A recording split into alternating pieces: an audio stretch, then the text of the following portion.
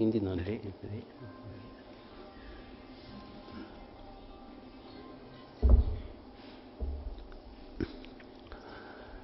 간시 세신 숨바이 친단 뜸발라는 자와 띵진 저번 중 세신 동발 때는데 श्रद्धेय विश्व संघ आदरणीय कल्याण मित्र कुलपति महोदय ऋषि समदेन जी, वायुवृद्ध ज्ञानवृद्ध कल्याण मित्र professor Ramshankar Tripathi ji, professor Mishra ji, professor थके जी और अन्य सभी वरिष्ठ आचार्यगण और मेरे पूर्व सहयोगीगण और नए पीढ़ी की जो चेहरा मेरे बाद यहाँ पर आए हैं वो सभी, और छात्रों में तो मैं यहाँ से गए 12 बरस हो गए हैं, तो इसलिए एक भी मेरे समय के छात्र नहीं होंगे, सभी नए चेहरे हैं।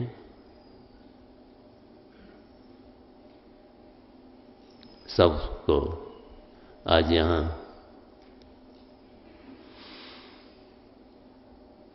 पुनः मिलन की अवसर जो आनंददायक हैं, बहुत संतोष की कारण बनते हैं। आप लोगों ने मुझे यहाँ बुलाया और स्वागत किया, बात करने की अवसर दिया, इसके लिए आभार प्रकट करता हूँ, साधुवाद देता हूँ। काल चक्र अपनी गति से घूमते हैं और जिसकी गति को मनुष्य देख नहीं पाते हैं,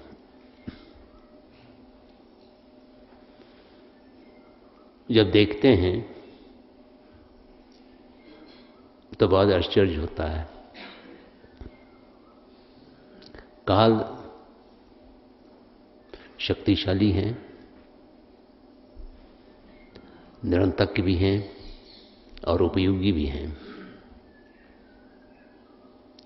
मुझे ऐसा नहीं लगता था कि मैं यहाँ की दायित्व से मुक्त हुए 11 बरस पूर्ण हो गए हैं। ऐसा लगता था कि कुछ समय पहले ही मैं यहाँ से मुक्त हुआ हूँ।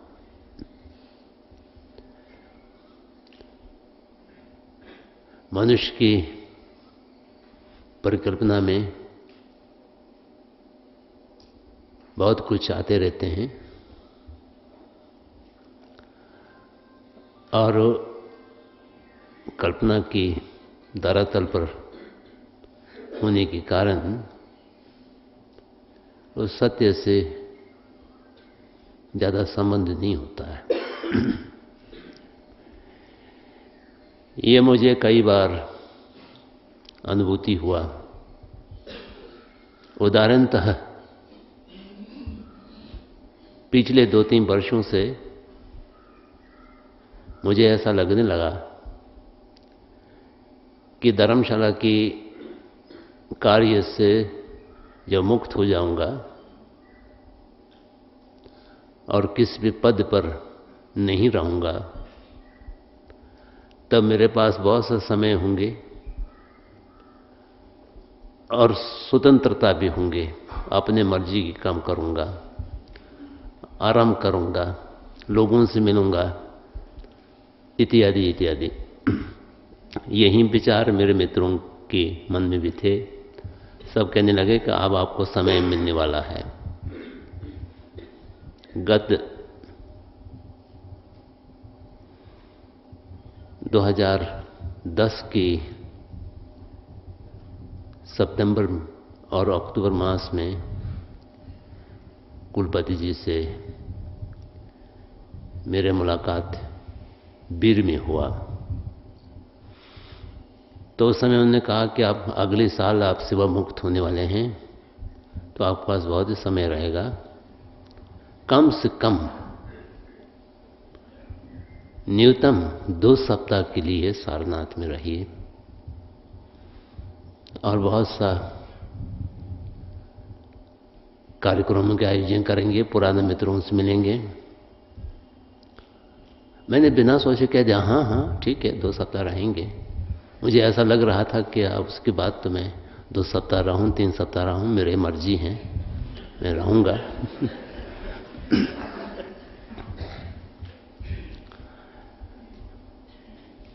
पहले घटना सेवानिवृत्त होने की तिथि के ऊपर घट गया। मेरे सेवानिवृत्त मई मास के अंत में होने का था, क्योंकि मई मास में ही मेरे उत्तराधिकारी का चुनाव की घोषणा हो गए थे। तो मैंने सोचा झटपट उनको शपथ दिलवा देंगे। तो इस बीच में चुनाव आयुक्त ने एक अनावश्यक घोषणा कर दिया कि मेरे कार्यकाल अमुक अमुक तारीख तक हैं, और कुछ नहीं था। कार्यकाल तो सब जानते ही हैं, लेकिन उसका एक घोषणा कर दिया। अब उसका पीछे क्या उद्देश्य रहा होगा मुझे नहीं मालूम। तो उससे नए चुनित व्यक्ति को संकोच हुआ कि हम तत्काल शपथ ले लेंगे तो शायद ठीक नहीं रहेगा। तो उसने कह दिया कि मैं आपके कार्यकाल समाप्त होने तक शपथ ग्रहण नहीं करूंगा। बहुत बहस विबहस हुए तो अंततः बात परम पवन जी तक पहुंचे और फिर तय हुआ कि ठीक है, अगस्त तक हम रहेंगे।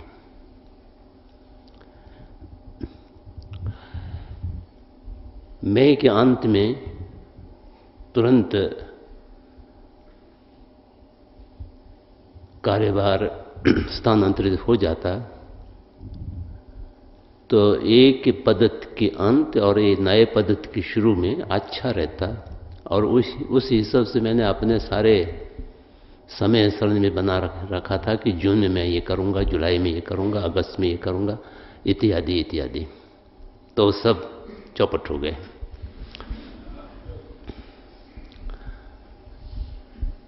नतीजा ये हुआ कि जिस कार्यों को मैंने जून जुलाई में निर्धारित किया गया था, वो सब अगस्त के बाद में इकट्ठे हो गए। और अगस्त के बाद में जो कार्यक्रम निर्धारण किया था वो तो पहले से था ही। तो फिर मैं घूमता ही रहा धर्मशाला से बाहर। और उस बीच में आकस्मिक रूप से विदेश यात्रा करना भी कई बार हुआ। जब सेवानिवृत्ति के बाद समतेन जी ने मेरे पास पत्र भेजा, पिछले वायदाओं को याद दिलाते हुए आपने 2 सप्ताह रहने का वायदा किया है हमसे, आप उसको पूर्ति करिए। फरवरी में या जब भी मेरे अनुकूल समय हो। जब पत्र आया तो मैंने फिर प्रयास किया कहीं न कहीं से समय निकालेंगे।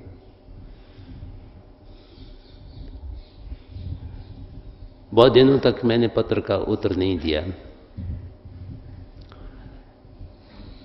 इस चक्कर में रहा कि कहीं से समय खोजते हैं, लेकिन हुआ नहीं।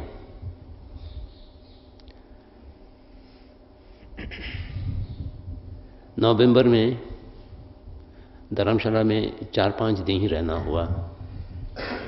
दिसंबर में मात्र 6 दिन रहा।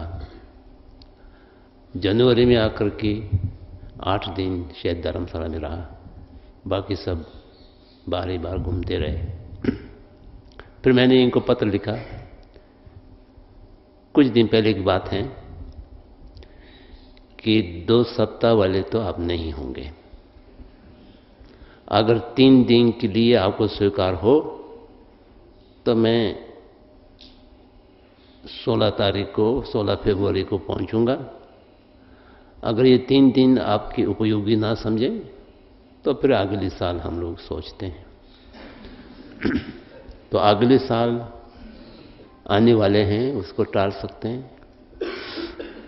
तो इनका तो तत्काल उतर गया, ठीक है 3 दिन के लिए भी आप आइए। तो फिर मेरे पास कोई बहाना नहीं बचा। मैं तो ये उम्मीद कर रहे थे कि 3 दिन से तो कुछ होगा नहीं, तो 3 दिन के लिए आप मत आइए, बाद में 2 हफ्ता के लिए फिर सोचेंगे। तो 3 दिन के लिए उन्होंने आमंत्रित कर दिया, तो मैं आपके सामने हूं। यहाँ कोई औपचारिक कार्यक्रमों के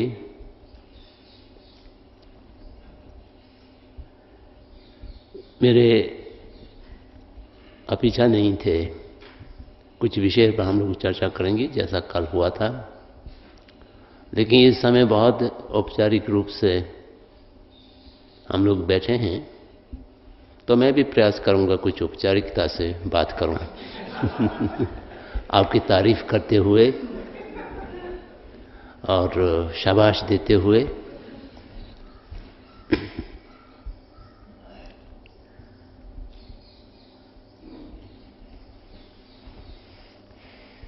शास्त्रों में ऐसा कहा गया है,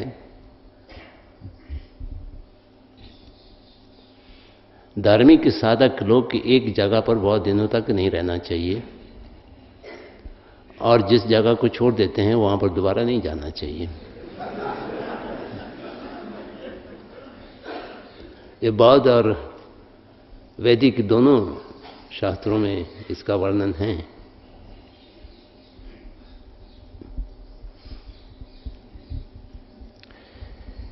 हमारे स्वर्गीय मित्र जीतू कृष्णमूर्ति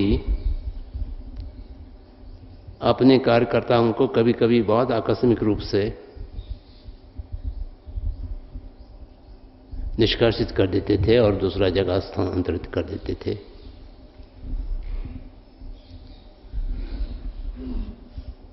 और फिर पूछते थे कि मैंने तुमको यहां से हटा दिया तो तुमको कैसा लगा, ऐसा भी पूछते थे। एक मेरे मित्र बाल सुंदरम जी, उनका भी देहांत हो गया। वो बहुत दिनों से ऋषि वैली में कार्यरत थे। एक दिन बहुत आकस्मिक रूप से कह दिया कि कल से तुम यहां मत काम करो। तो कह दिया उन्होंने छोड़ दिया। फिर उनसे पूछा बहुत दिनों के बाद, कुछ सप्ताह के बाद, जब मैंने तुमको यहां से हटाया तो तुम्हें बुरा लगा होगा, डिड यू हर्ट? ने कहा कि yes I was hurt, that is your business.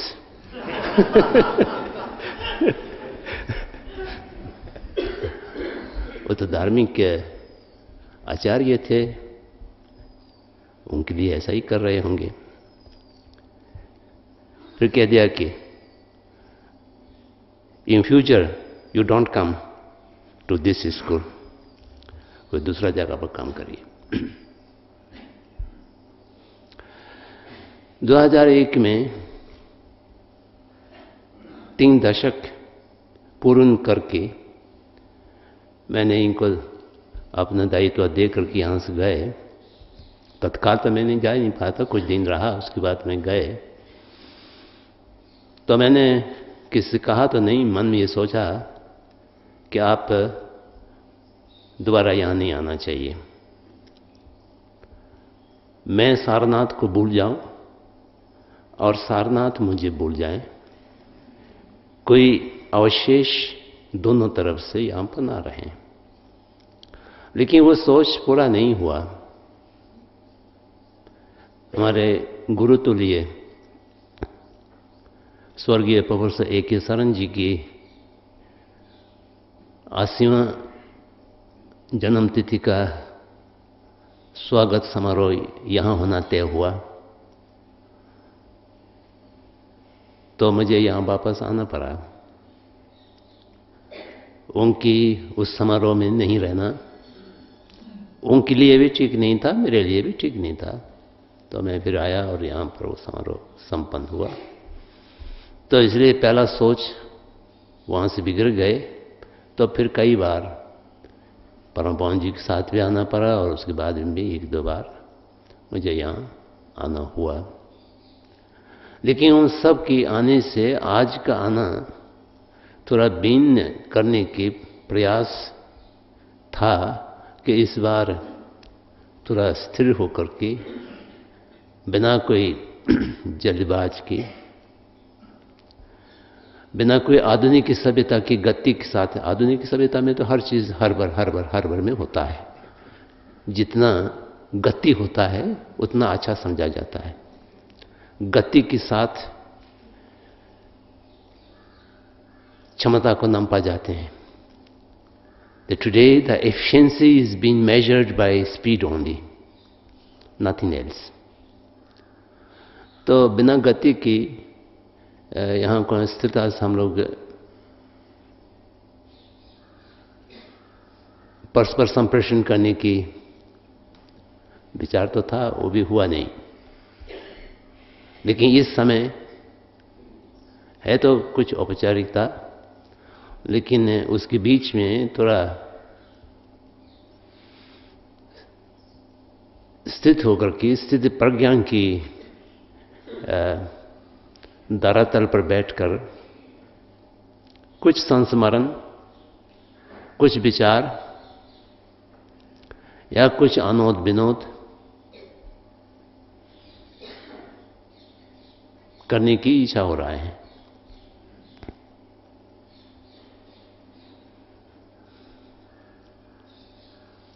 Sarnath, Varanasi दोनों बहुत महत्वपूर्ण स्थान माना गया है। बौद्ध परंपरा में, बौद्ध इतर परंपरा में, दोनों में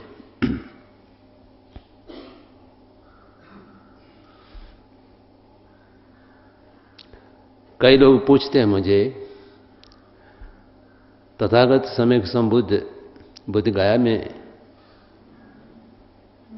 बुद्धत्व प्राप्त हुआ,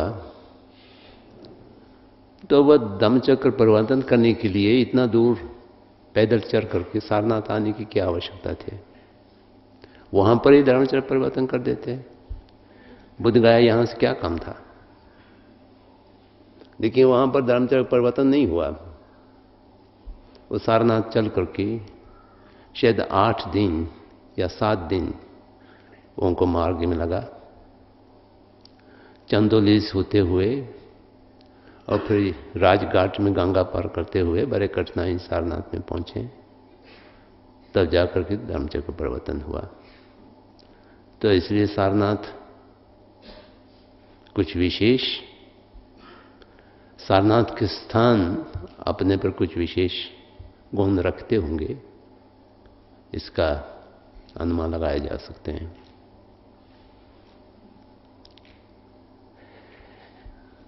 जब मैं यहाँ पर 1971 में आए थे, तो प्रशासनिक दृष्टि से अनेक कठिनाई थे। तो बीच में ऐसा विचार हुआ कि इस संस्था को यहाँ से कहीं दूसरा जगह ले जाएं। एक दूसरा जगह पर बहुत बड़ा एक पुराना महाराजा की महल खाली थे, जिसमें लगभग 60 बड़े और छोटे कक्ष थे और खिड़का आंगन था, बहुत कुछ था, तो वो उपलब्ध थे। तो कुंडलिनी और हम जाकर के परम पावन से कहा कि ये सारनाथ में कुछ होने वाला नहीं है, इनको वहाँ पर ले जाया जाए। तो परम पावन जी थोड़े देर के लिए सोचते रहे, फिर कहा कि नहीं, अगर कुछ समय के लिए ले जाना हो, 2-3 साल के लिए, तो सोचा जा सकता है, लेकिन अंततः संस्था सारनाथ में ही होना चाहिए। तो फिर कुछ दिन के लिए ले जाने का फिर कोई तुक नहीं था। फिर हम लोग यहां पर डट गए। कई लोगों ने हम लोगों का सहयोग किया। उसमें एजुकेशन सचिव, शिक्षा सचिव सबनायकम करके एक दक्षिण भारतीय सज्जन थे। उन्होंने बहुत हमारा सहयोग किया सारनाथ में स्थान लेने के लिए और इस संस्था को एक सभा के रूप में पंजीकृत करने के लिए। स्थानीय राजनीति बहुत थे, बहुत सरल नहीं थे, लेकिन केंद्र सरकार की प्रयासों से फिर ये धीरे धीरे अपना रूप लेने लगे और इस संस्था की परिकल्पना में और कार्यान्वयन में हम लोगों को हमेशा स्मरण करना चाहिए स्वर्गीय प्रोफेसर जगन्नाथ उपाध्याय जी। जगन्नाथ उपाध्याय जी की निरंतर मार्गदर्शन और प्रयास से हम लोगों को बल मिला। तत्कालिक रूप से हम बहुत उनसे असहमत होते थे, अनेक के विषयों पर बहुत सा गरम गरम बहस भी चलते थे, लेकिन अंततः उनका दूरदर्शिता बहुत महत्वपूर्ण रहा। रही आज इनका जन्मदिन है। उन्होंने कहा कि मैं कुछ नहीं कहूँगा। उन्होंने कहा कि क्यों? मैं इनका तारीफ नहीं कर सकता क्योंकि सामने बैठे हैं। मैं इनका निंदा नहीं कर सकता क्योंकि इनकी श्रीमती जी बैठी हैं।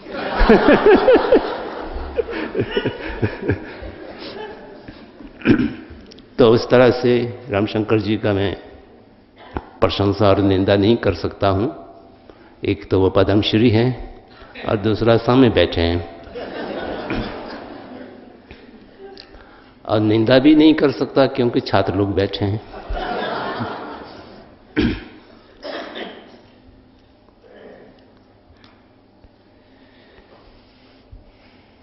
डॉक्टर कपिला वासेन जी ये सारे योजना की रूपरेखा देने में और आर्थिक संसाधन को जुटाने में, शासनिक कार्यों को सुचारू करने में उनका बहुत बड़ा योगदान रहा है। और इस समय भी वो संस्था के शुभचिंतक हैं। आयु के कारण और स्वास्थ्य भी बहुत अच्छा नहीं रहने के कारण इस समय उतना सक्रिय नहीं है। अब राज्यसभा से भी उनका सेवानिवृत्त हुआ है, लेकिन उनकी मार्गदर्शन के बिना और उनकी निरंतरता सहयोग के बिना ये संस्था बन नहीं सकते थे। उनका बहुत बड़ा योगदान रहा है।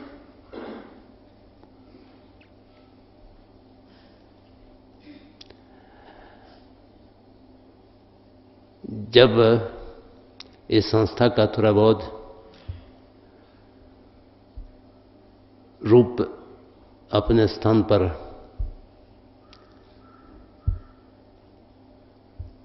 नाम और रूप दोनों परिलक्षित होने लगे थे, तब इसका एक डीम्ड टू बी यूनिवर्सिटी के रूप में, मान्य विश्वविद्यालय के रूप में परिणित करने की विचार भी यहां से उत्पन्न नहीं हुआ था, वो शास्त्री भवन से उत्पन्न हुआ था। हम लोगों से विचार विमर्श किए बिना ही सरकार ने यूजीसी को लिख दिया था कि इसको मान्य विश्वविद्यालय आप मान्यता दीजिए। तो पत्र लिखने के बाद मुझे सूचना मिला कि आपका ये पत्र चला गया है और यहाँ पर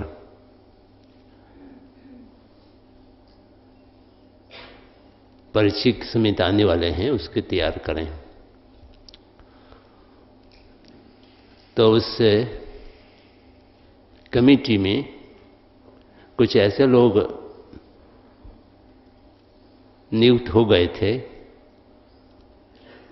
जिसके कारण ये मान्यता मिलने के लिए संस्तुत नहीं होने की संभावना बने थे। तो उसी समय फिर ऐसा प्रयास किया गया कि उनकी वजन के बराबर एक दूसरा सदस्य भी नियुक्त हो जाए। तो फिर सदस्यों का नियुक्त हुआ, यहाँ पर आए।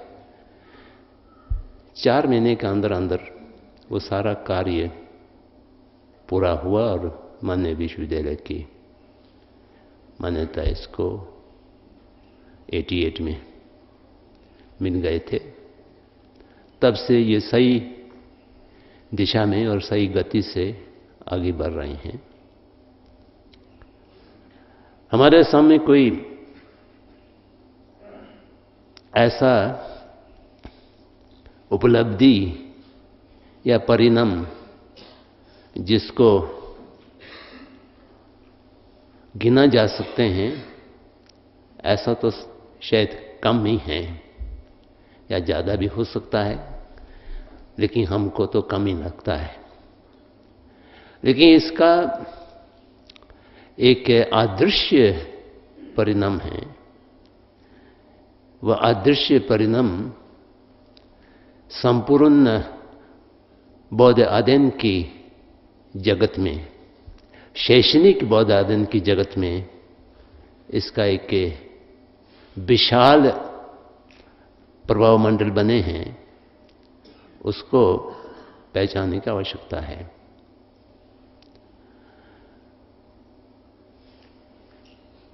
आज आप लोगों के सामने बैठते हुए बहुत आयामों की और बहुत से संस्मरण की स्मरण हो आते हैं, और जिस प्रकार 5 महाविद्याओं की संकाय के रूप में यहाँ पर संकायों का निर्माण हुआ और उनकी पाठ्यक्रम निर्धारित हुआ, उससे सही माने में नालंदा की, विक्रमशिला की, तक्षशिला की, उदंतपुरी आदि की जो प्राचीन भारत की विद्या केंद्र थे, उनका एक लघु रूप में क्यों ना हो पुनर्जन्म निश्चित रूप से हुआ है। विश्वविद्यालय संस्थाओं की मध्य में, भारतवर्ष की विश्वविद्यालयों के संस्थाओं के मध्य में एक ऐसा विश्वविद्यालय जिसमें संपूर्ण प्राचीन भारतीय विद्याओं का अध्ययन, अध्यापन, शोध, प्रकाशन होने की कार्य जो हुआ है और आगे होने की संभावनाएं इससे बने हैं। यह 100 बरस के बाद आज के इतिहास को लोग पीछे देखेंगे, पुनः मूल्यांकन करेंगे, तो इसका स्थान निश्चित रूप से बहुत प्रमुख जगह पर स्थान मिलेगा, ऐसा मेरे विश्वास है।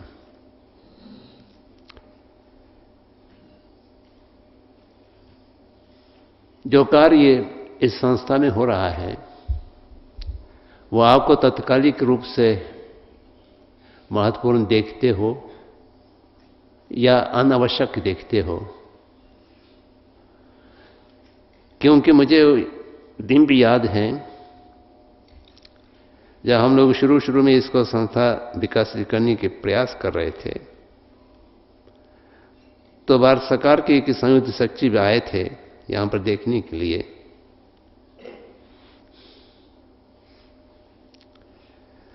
तो उन्होंने एक टिप्पणी किया था,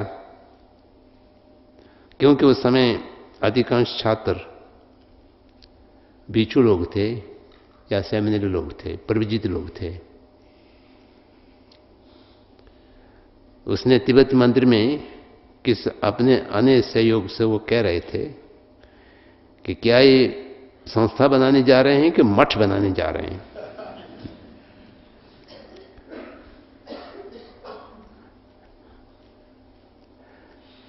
उनकी आपने आधुनिक सोच की पृष्ठभूमि में अपना विचार सही रहा होगा, लेकिन वह टिप्पणी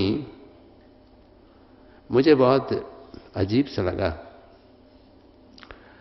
और उससे हमको एक प्रेरणा भी मिला कि इसको कैसा संस्था के रूप में, वह भी एक महत्वपूर्ण शैक्षणिक संस्था के रूप में परिणित करना चाहिए। तो मैं उनका भी आभार मानता हूं, उन्होंने अपने दृष्टिकोण को स्पष्ट रूप से बता दिया।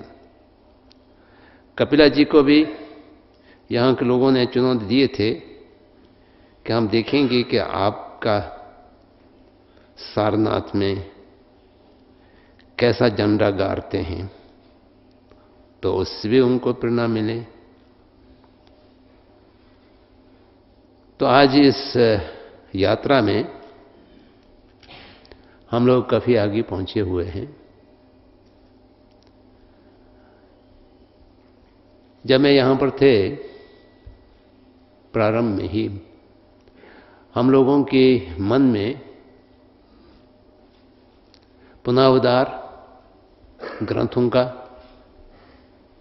जो संस्कृत में लुप्त हो गए हैं, अनुवाद, शोध, दुर्लभ ग्रंथों का खोज, ये सब महत्वपूर्ण हैं, ऐसा मांग करके चल रहे थे।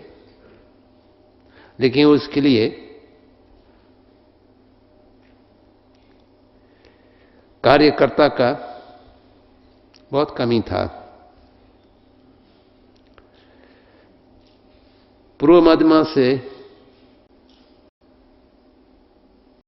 पाठ्यक्रम प्रारंभ किया। मैं 3 छात्रों को लेकर के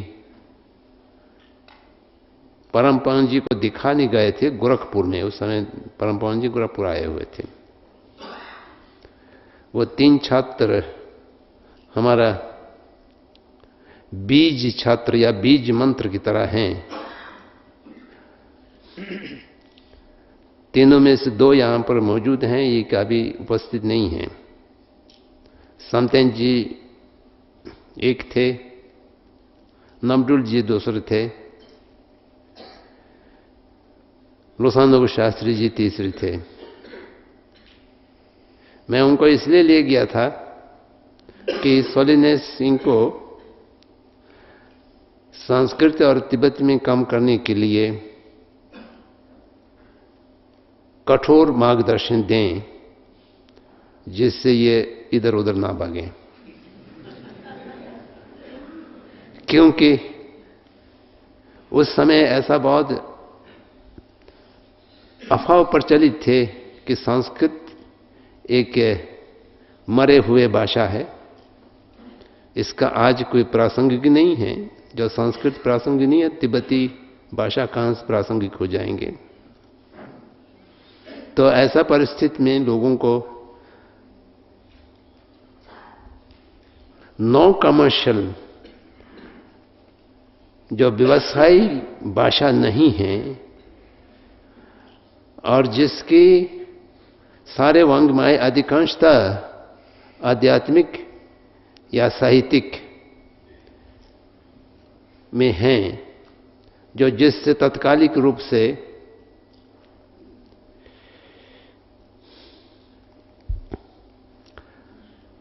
बहुराष्ट्रीय कंपनियों में उपयोग नहीं है, उसमें प्रजावान लोगों को कार्यरत रखना वर्तमान समय में बहुत सरल नहीं था।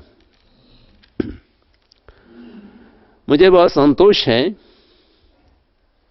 कि जैसा तैसा गिरते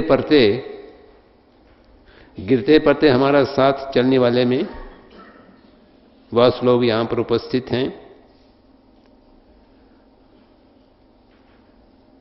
प्रोफेसर कमिश्रनाथ मिश्र, हम लोग रोज 4-4 घंटा 5-5 घंटा इन 3 मूर्तियों को लेकर के बैठते थे, पुनरुद्धार की और अनुवाद के नाम पर। और 4-4 घंटा 5-5 घंटा के बाद हम देखते थे तो कभी एक वाक्य हुए हैं, कभी आधा वाक्य हुए हैं, और निराशा भी होते थे।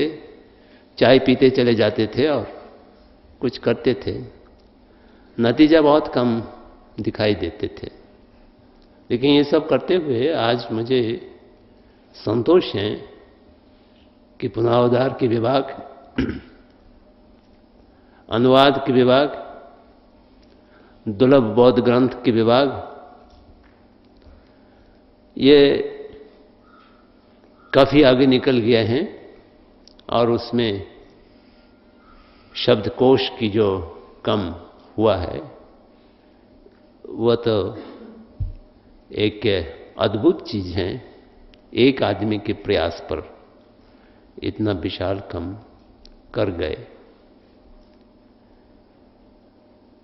तो ये सब संयोग और प्रयास दोनों मिले जुले चल रहे हैं। ग्रंथालय की महत्व हम लोग समझते थे और उसको ठीक से समृद्ध करने की सोच शुरू से थे, लेकिन शुरू में बहुत हिम्मत नहीं थे।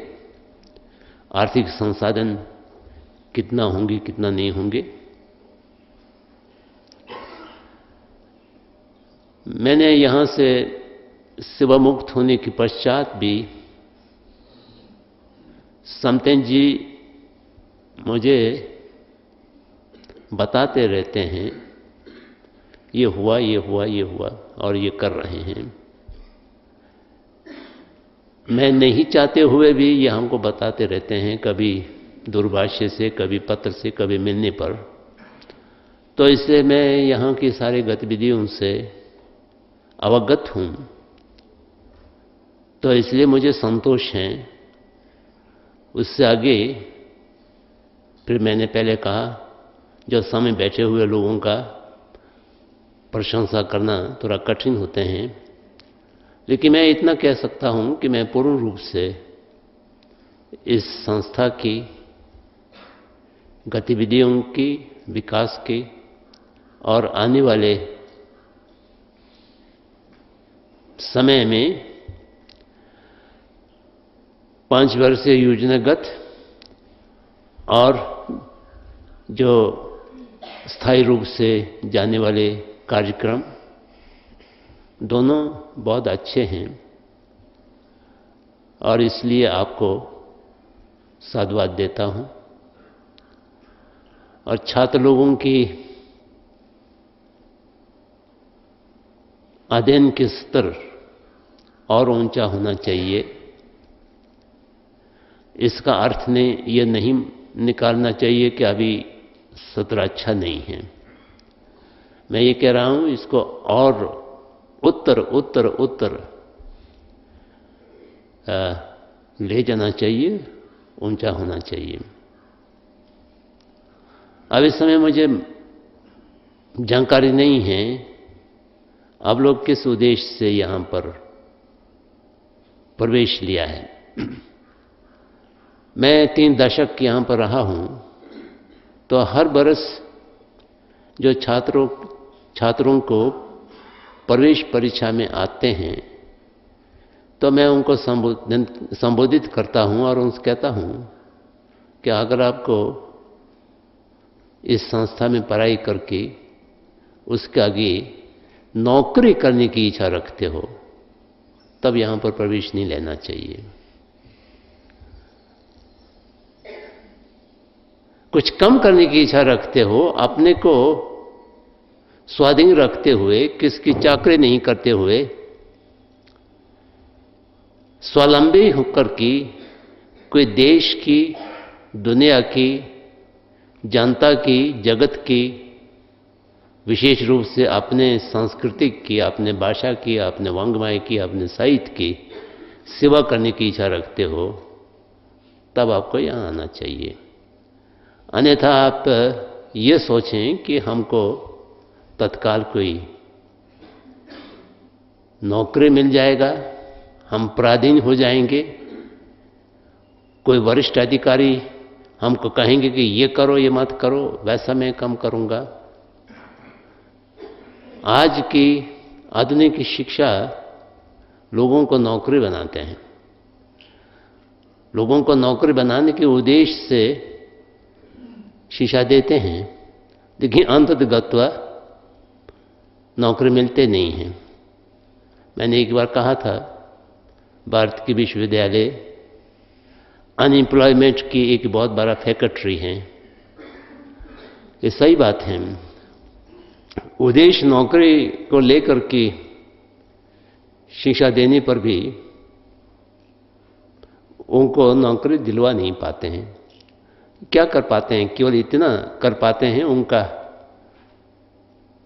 सोच और मानसिकता खराब कर देते हैं और उनको एक निराशा का पहलू पकड़ देते हैं। सोच ये करते हैं कि हमको नौकरी मिलना चाहिए, फिर नहीं मिलते हैं तो उसमें निराशा आते हैं, फिर खुद कुछ नहीं कर पाते हैं और सारा समय जो है नौकरी की खोज में बर्बाद करते हैं। एक एक साक्षात्कार में जाकर के नहीं मिलता है तो सबको गाली देते हैं, वो बरस था, मेरे पास कोई सिफारिश नहीं थे, पहुंच नहीं थे, आदि आदि।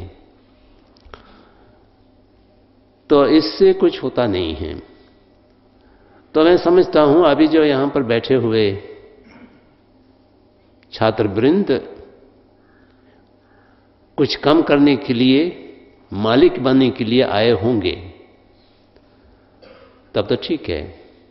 अगर आप नौकरी की इच्छा से आए होंगे तो आप गलत जगह पर आ गए हैं। आज भी मैं यही कहूंगा, क्षमा करेंगे। नौकरी करने के लिए शास्त्रों के अध्ययन की आवश्यकता नहीं है। चपलूसी करना सीखिए, उतना पर्याप्त है। कैसा मक्खन लगाया जाता है, और सिफारिश खोजिए, कोई मंत्री, कोई संतरी मिल जाए जिसकी सिफारिश से आपको नौकरी प्राप्त होगा। शास्त्रों का अध्ययन मनुष्य के विकास के लिए होते हैं, मनुष्य की पुरुषार्थ को साधने के लिए होते हैं।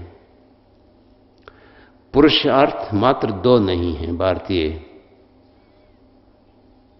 परंपरा के अनुसार।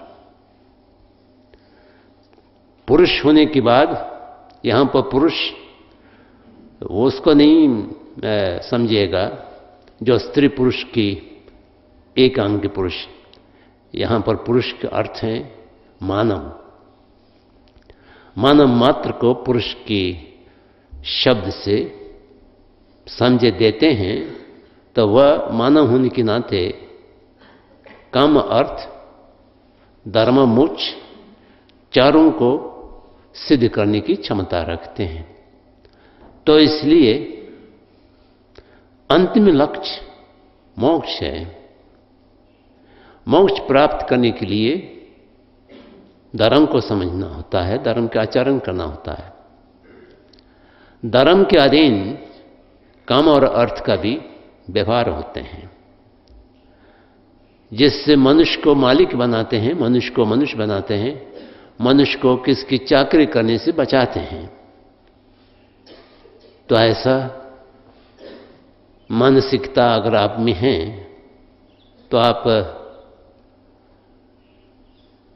केंद्रीय विश्वविद्यालय तिब्बती अध्ययन की छात्र हैं ऐसा कहने में फिर संकोच नहीं होंगे।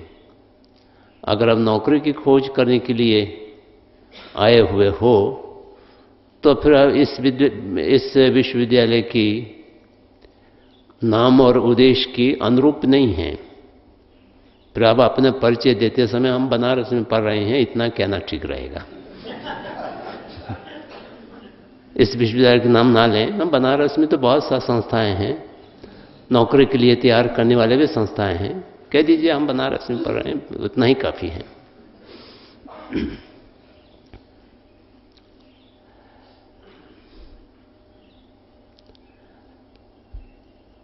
भावना में बहते हुए मैंने आपके बहुत समय ले लिया है। यह स्थान वाराणसी और सारनाथ। भगवान बुद्ध ने सारनाथ और वाराणसी की नाम से कम संबोधित किया है, काशी के नाम से अधिक संबोधित किया है। ललित विस्तर सूत्र में जब वह बोधगया से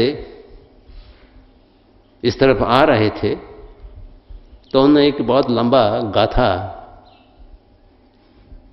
कहे हैं। तो उसमें हर श्लोक के अंत में हम काशी जाएंगे, हम काशी जाएंगे, हम काशी जाएंगे, ऐसा कोई 20-25 श्लोक होंगे।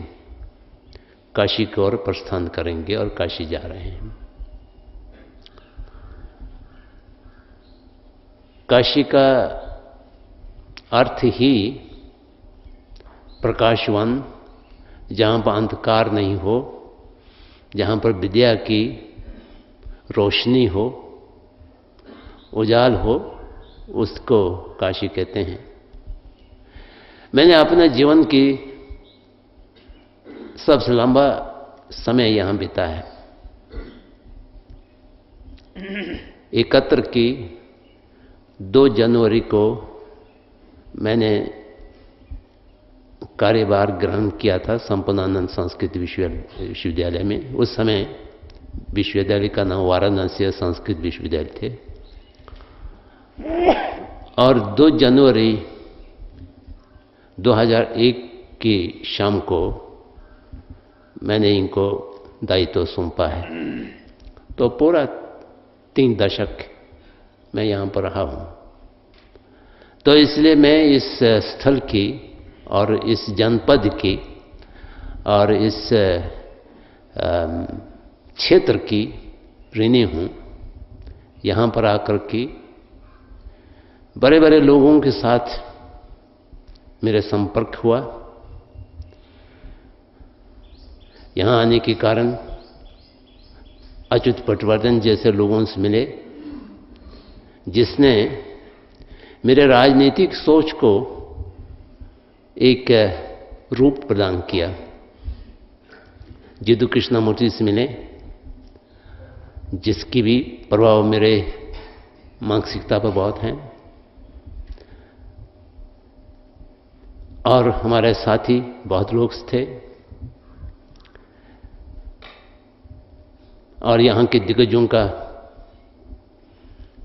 नाम गिना बहुत कठिन है। उस समय टी.आर.बी. मोती साहब भी यहाँ पर थे, राय कृष्णदास जी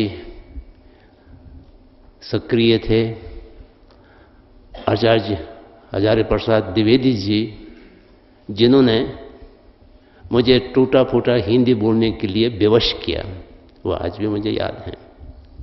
मैं हिंदी नहीं बोलते थे, समझते थे, इसलिए नहीं बोलते थे कि हिंदी बोलने में मुझे व्याकरण का, विशेष रूप से लिंग का वेद नहीं होता है, सब गड़बड़ हो जाता है।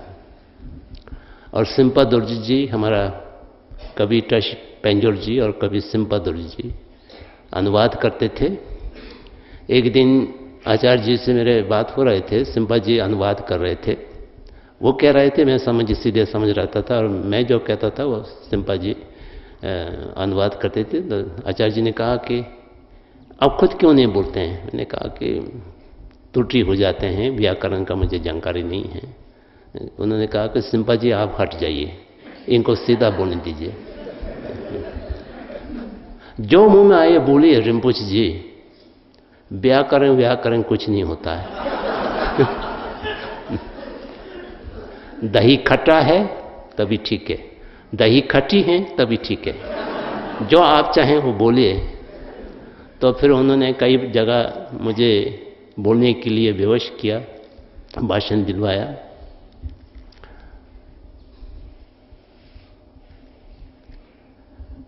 ठाकुर जयदेव सिंह इत्यादि बहुत सा यहाँ पर दिग्गज लोग थे, उन सब का संसर्ग हुआ, मैं उन सब का ऋणी हूँ। और इस संस्था को रूप देने के लिए बाहर से भी बहुत सा विद्वान हमारे सहयोग में आए थे। प्रोफेसर के सच्चिदानंद मूर्ति अब वो नहीं रहे, वो यहाँ के चांसलर रहा 3 वर्ष तक। प्रोफेसर गोविंद चंद पंडित जी अब वो भी नहीं रहे। प्रोफेसर दया कृष्ण जी, उनका बहुत बड़ा योगदान बराबर रहते थे, वो भी आज नहीं हैं। और हम लोगों के साथ में चलने वाले जगन्नाथ जी, देश पांडे जी, रमेश चंद्र तिवारी जी, रामशंकर जी, सरस्वती जी, ब्रिजवल्लभ द्विवेदी जी,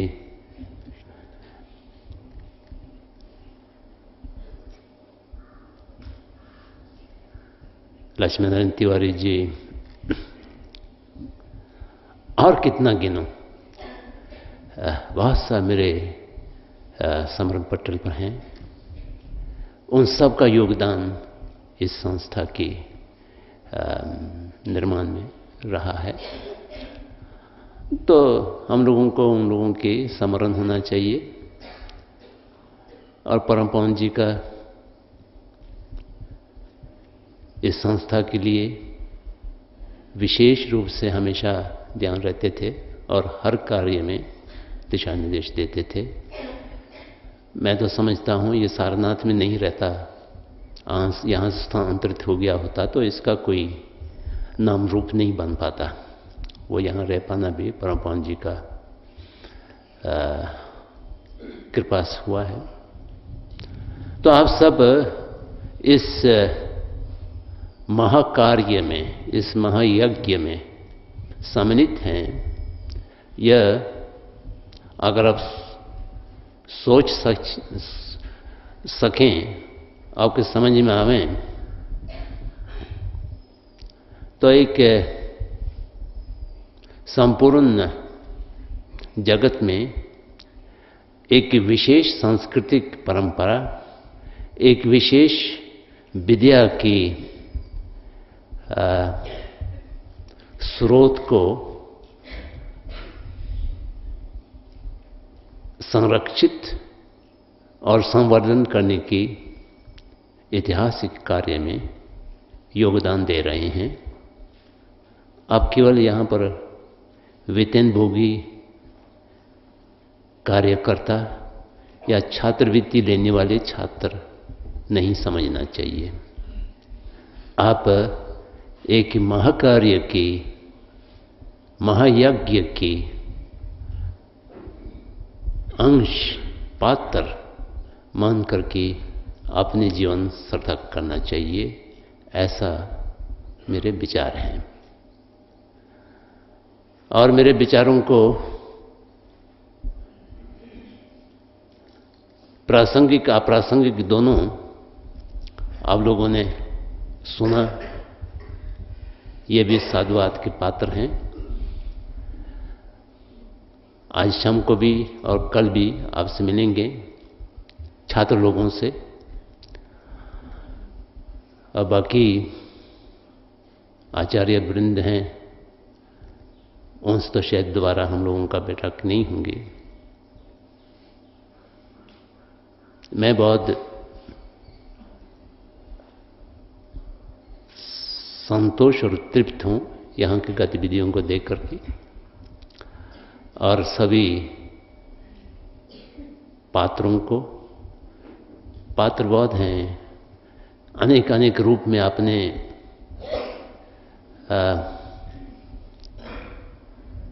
अपने जो दायित्व है वो निभा रहे हैं, कर्मचारी, छात्र, अध्यापक, सब।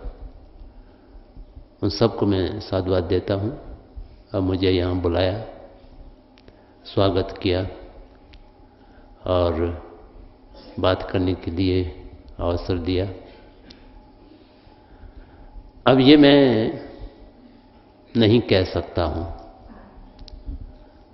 कि 2 सप्ताह का कार्यक्रम की जो चर्चा है वो कभी साकार होंगी या नहीं होंगे, ये निश्चित रूप से कहने की स्थिति में मैं नहीं हूँ, लेकिन वह चर्चा में रहेगा। समतेन जी कहते रहेंगे 2 सप्ताह, 2 सप्ताह, मैं भी कहता रहूँगा 2 सप्ताह, देखा जाएगा।